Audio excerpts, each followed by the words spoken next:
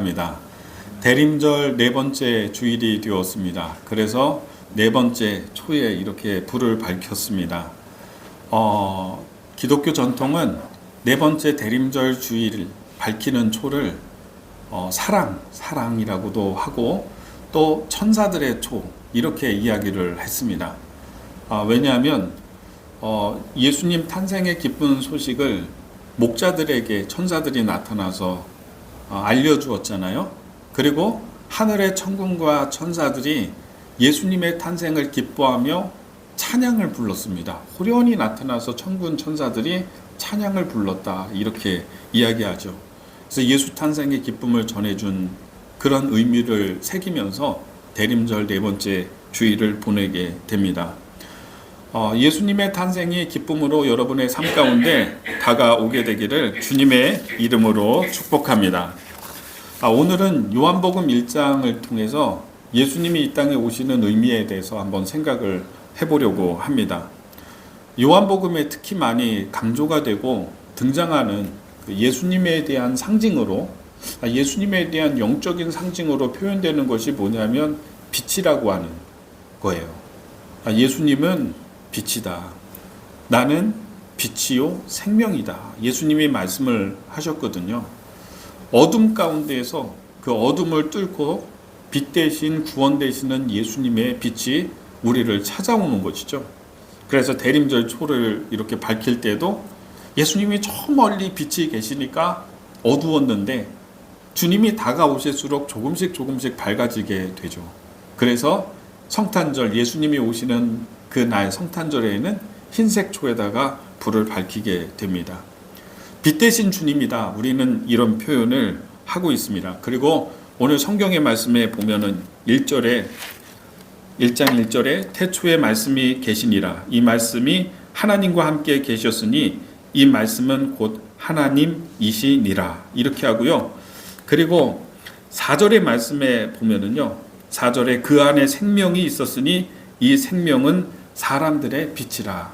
예수님이 사람들의 구원이시고 빛이다. 이렇게 표현되고 있습니다.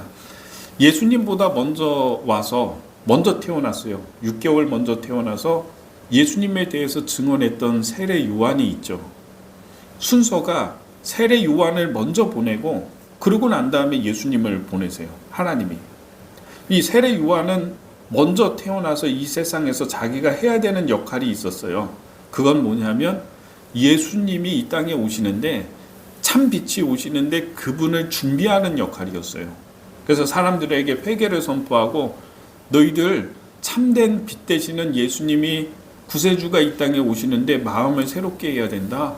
회개해야 된다. 돌이켜야 된다. 그리고 그분을 맞이해야 된다. 이렇게 증언했던 사람이 세례 요한입니다.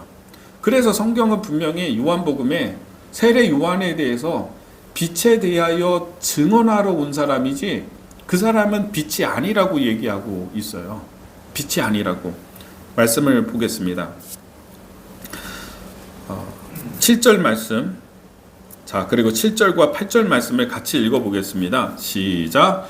그가 증언하러 왔으니 곧 빛에 대하여 증언하고 모든 사람이 자기로 말미암아 믿게 하려 함이라. 그는 빛이 아니요 이 빛에 대하여 증언하러 온 사람. 아멘. 9절의 말씀 한번 또 읽어보겠습니다. 9절 시작. 참 빛 곧 세상에 와서 각 사람에게 비추는 빛이 있었나니.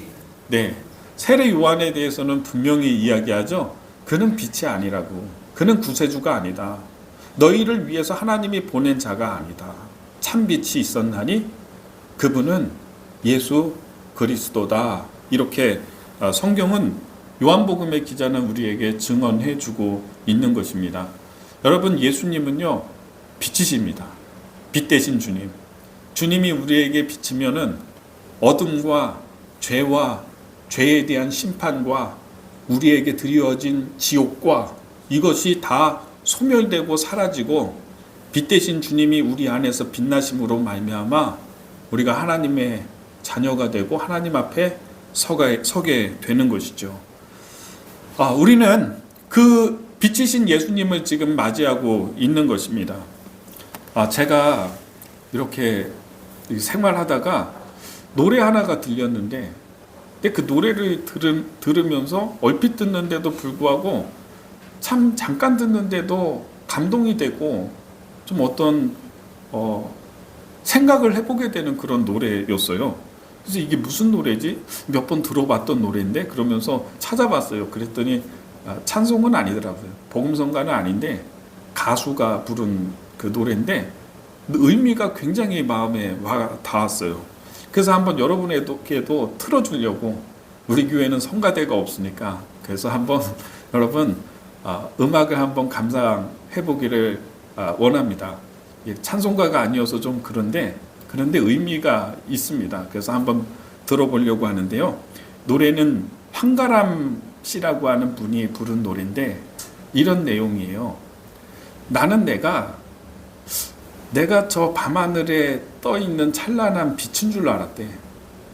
그런데 나중에 보니까 난 빛인 줄 알았는데 그 별똥별인 줄 알았는데 별이 아니라 나는 벌레였다는 사실을 깨달았대요.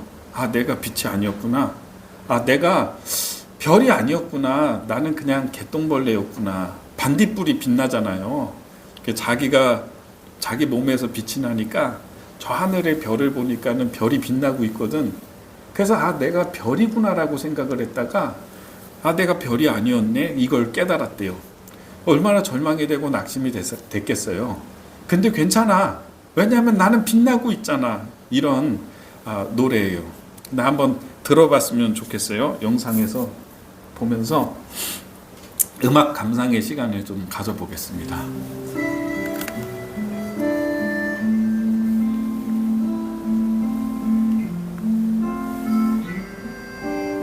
가사를 좀 한번 보세요. 보이시면.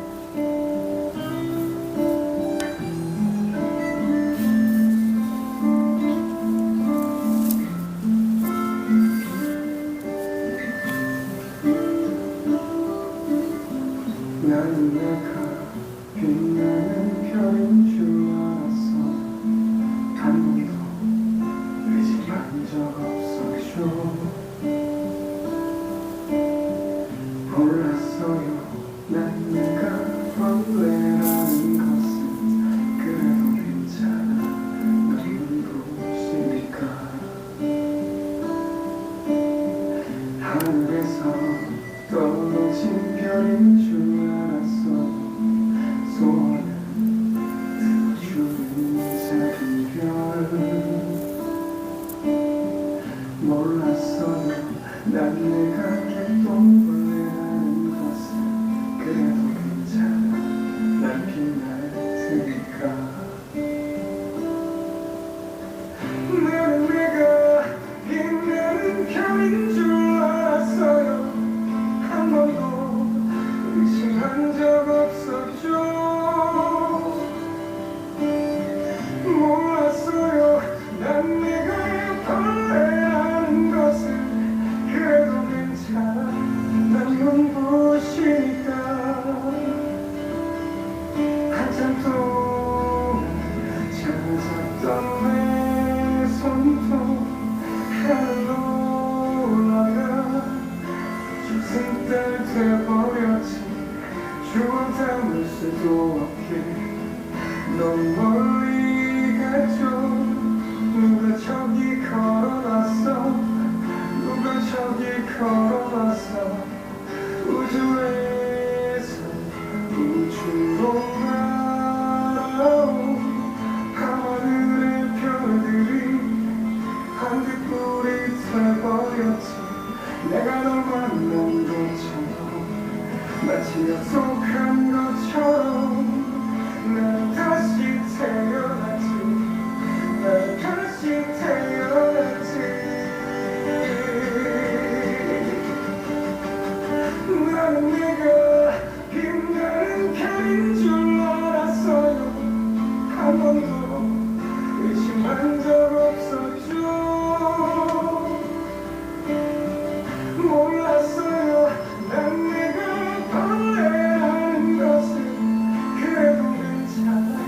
난 눈부시니까. 하늘에서 떨어진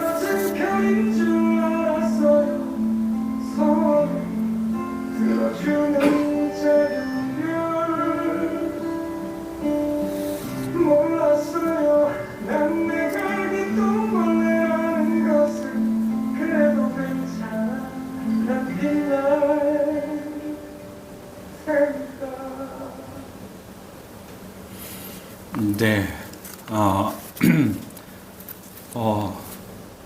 감동이 좀 되시나요? 예.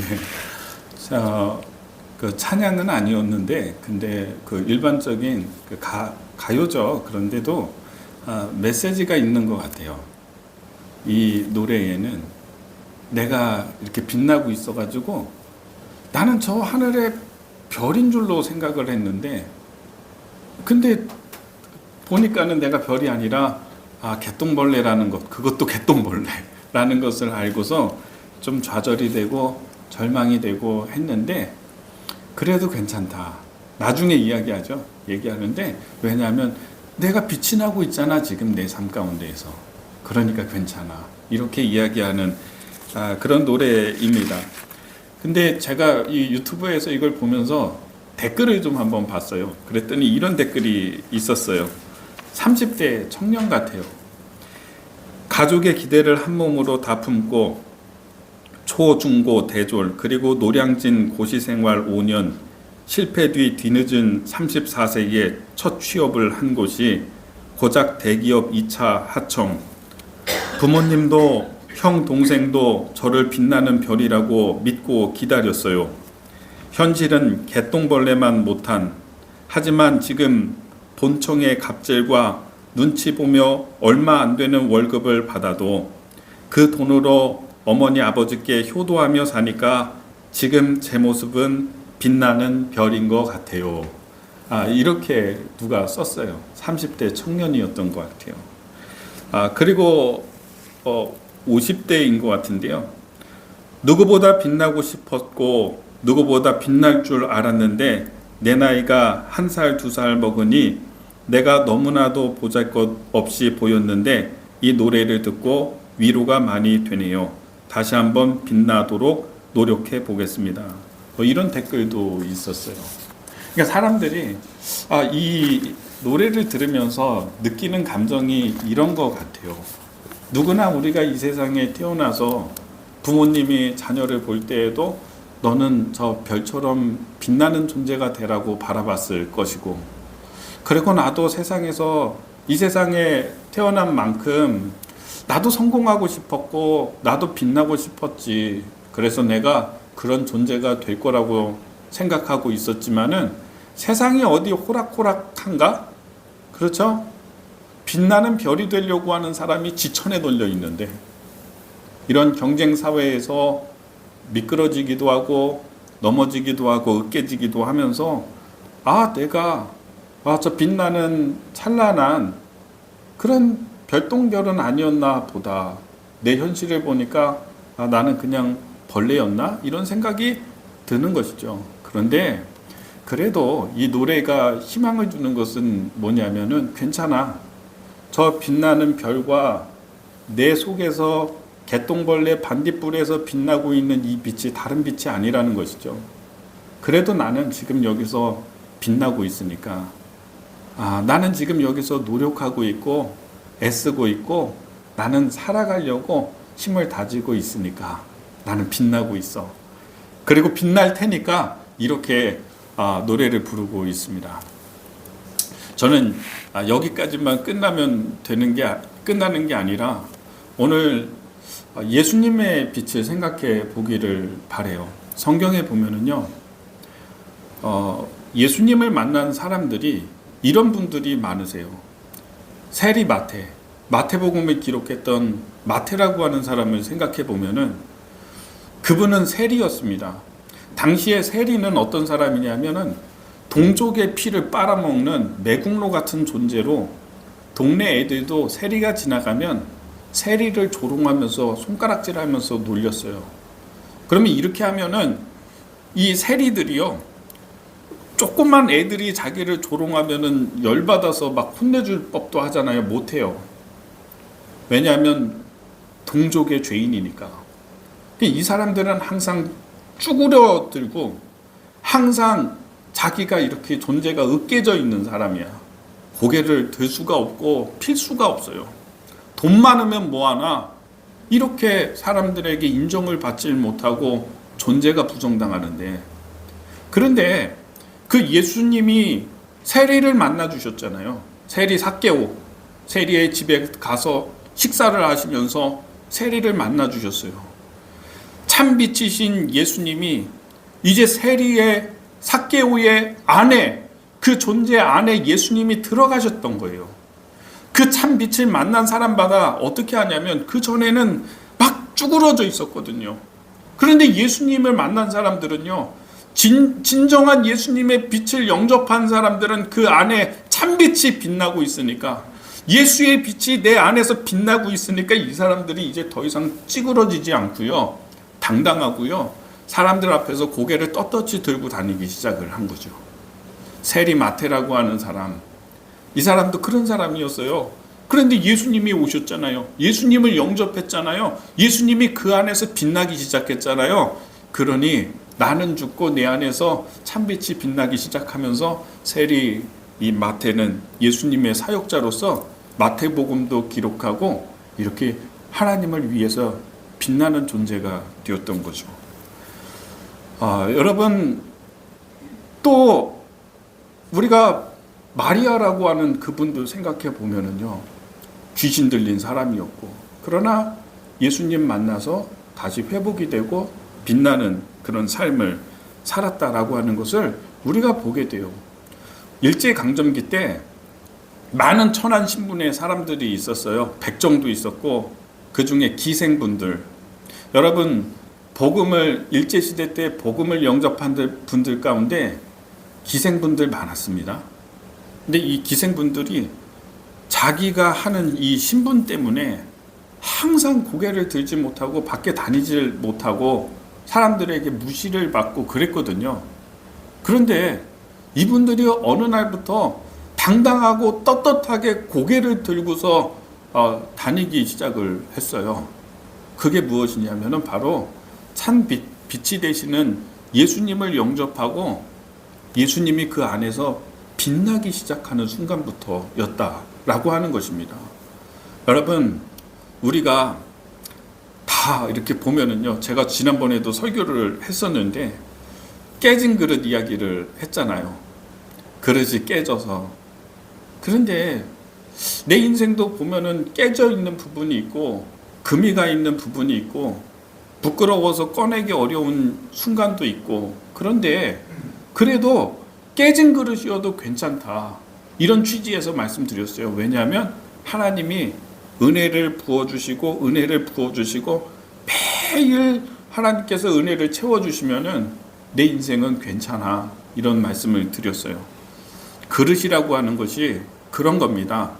그릇 자체보다도 더 중요한 게 뭐냐면 그 안에 무엇이 담겨 있느냐가 더 중요해요.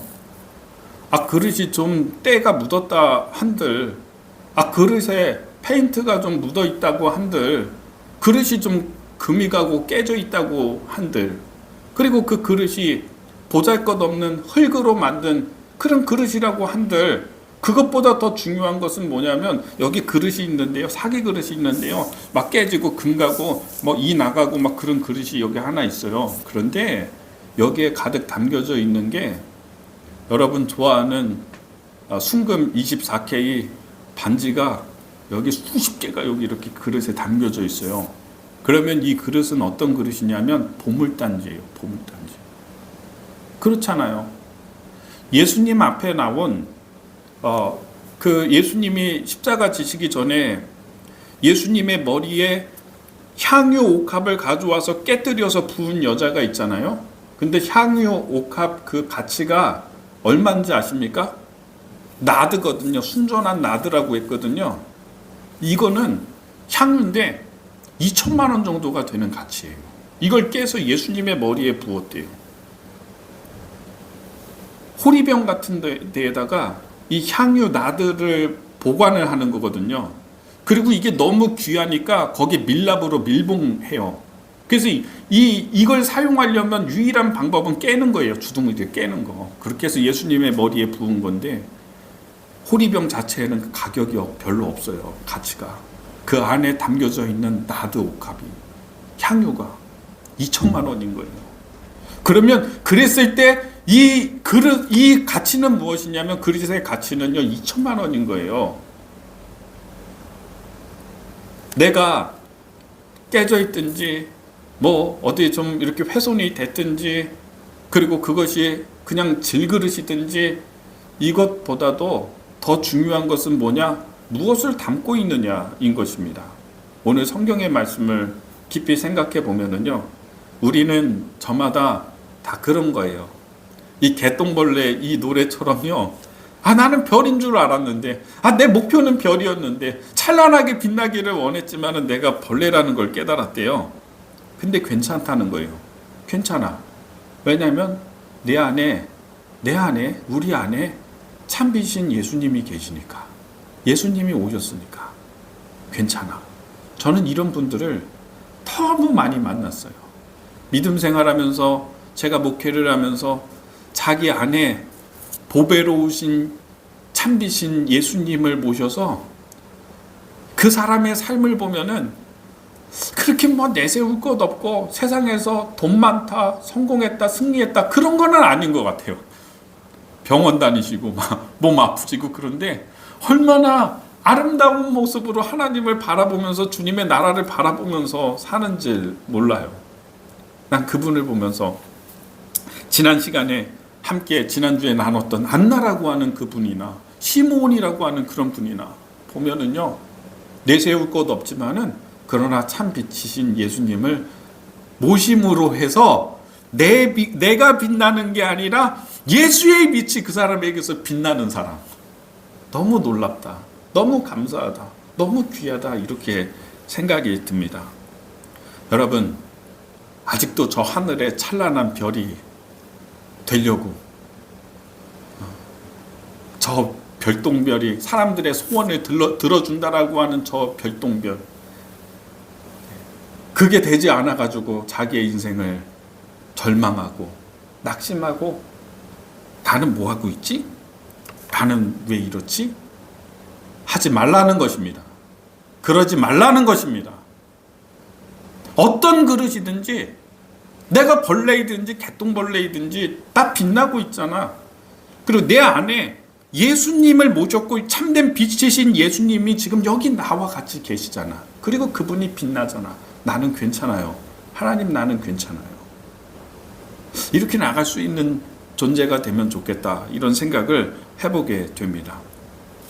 한 가지 이야기를 드려보겠습니다. 어제 우리 지방에서 그 원로 목사님이 오래도록 목회하신 목사님이 이제 돌아가셨어요. 존경받는 목사님이세요. 여기 성광교회라고 우리 지방에서 제일 큰 교회예요. 80년대 초반에 교회 개척해서 교회가 크게 이제 부흥하고, 그런데 그 아드님이 이제 담임 목사님이 돼가지고 한 18년 동안 지금 목회하고 계시는데 아버지가 돌아가셨대요. 그래서 장례식에 어제 갔다가 왔는데, 아버지의 인생을 이렇게 장례식에서 양력을 아들 목사님이 소개를 하는데, 저는 그런 내용을 몰랐는데 대단하시더라고요. 열정이 엄청나시더라고요. 교회를 더 크게 부흥시킬 수도 있는 조건이 됐는데, 그런 조건이 되니까 오히려 중국에 선교를 해야 된다고 하면서 중국을 다녀오고선 이 중국에 있는 이 사람들을 위해서 일해야 된다 이러면서 교회에 이걸 하지 않고 거기다가 땅을 사고 중국에다 교회를 세우고 선교사를 파송하고 동남아시아의 라오스에다도 하시고 네팔에도 그렇게 하시고 굉장하시더라고요. 근데 이제 아들 목사님이 하는 이야기가, 아버지가 이렇게 떠나실지 하나님 곁으로 가실지 예상을 하기는 했지만 너무 순식간에 가셔서 그랬대요. 그 양로원인가요? 이렇게 마지막 순간에 가는 요양병원에 가셨는데, 요양사한테 그 목사님이 88세 할아버지가 나 이제 가도 되냐고 그러더래요. 그래서 어르신, 이제 병원에서 차가 오면은 병원에 모셔다 드릴 겁니다. 괜찮아요. 기다리세요. 그랬더니 아니, 그게 아니라 나 이제 가도 되냐고, 하나님께 가도 되냐고, 그 얘기예요. 그 얘기를 하고서는 어르신 좀 식사 좀 드릴까요? 그래서 그 죽을 좀 갖다 달라 이렇게 해가지고 요양사가 죽을 가지러 간 사이에 하나님의 부르심을 그 순간에 받은 거예요. 그러니까 자기 가는 시간을 알았어, 이분이. 그리고서 나 이제 하나님께 이제는 가도 되냐고 요양사한테 얘기하고서는 가셨다고 하더라고요. 하나님 앞에서 어떤 게 빛날까? 이분이 우리가 죽으면 지금 이 순간에 하나님이 여러분을 소환하시면 어떤 일이 벌어지는지를 말씀드릴게요. 하나님이 나를 부르시면, 내가 죽으면 내 영혼이 어떤 일이 벌어지나? 여러분의 영이 하나님 앞에 서게 돼요. 그러면 참 인생 살면서 죄도 많고 흠도 많고 더러운 것도 많고 이것들이 하나님 앞에서 막 다 이게 있으니 이게 뭐 어떻게 하겠어요? 그런데 여러분 걱정하지 마세요. 여러분이 모신 그 예수님이 참빛이라고 했잖아요. 그 참빛이신 예수님이 내 안에 계시니까 하나님 앞에 우리가 섰을 때 어떤 게 빛나냐면 여러분의 잘못과 여러분의 후회와 인생 살면서 있었던 더러운 것들이 빛나는 게 아니라 내 안에 내가 모셨던 그 참빛이신 예수님의 빛이 빛나는 거예요. 하나님 앞에서. 예수님이 죄인을 위해서 십자가에서 못 박혀서 죽으신 예수님의 의가 하나님 앞에서 찬란하게 빛난다고요. 그래서 여러분이 죄의 심판에 있지 아니하고 어디에 있냐? 하나님의 의와 하나님의 구원의 영광 안에서 드러나게 되는 것입니다. 이게 현상입니다. 아마 그 조영준 목사님, 부르심 받은 그 목사님도 하나님 앞에 섰는데 하나님 앞에서 그 안에 있는 참 빛 되시는 예수의 의가 찬란하게 빛남으로 그렇게 됐을 거라고 믿음 안에서 제가 봅니다. 우리 성도님들 저를 보세요. 참 빛이신 예수님이 우리를 찾아오신다고 했습니다. 그래서 여러분에게 분명하게 믿으세요. 이건 너무나도 분명한 거예요. 빛 대신 주님을 내가 모시면요, 여러분 안에 참 빛이신 예수님이 빛나는. 그러면 괜찮아요. 나 실패했어도 괜찮고, 나 지금 내가 기대했던 것만큼 되지 않아서 괜찮고, 그래도 미끄러졌는데도 괜찮아요. 주님이 내 안에 빛나시니까 나 여기서 보람 있어요. 저는 그렇게 믿음으로 하나님 앞에 고백하고요, 자기의 인생을 번역하고요, 내 삶을 해석하고 하나님께 고백할 수 있는 이런 대림절 절기가 되기를 예수님의 이름으로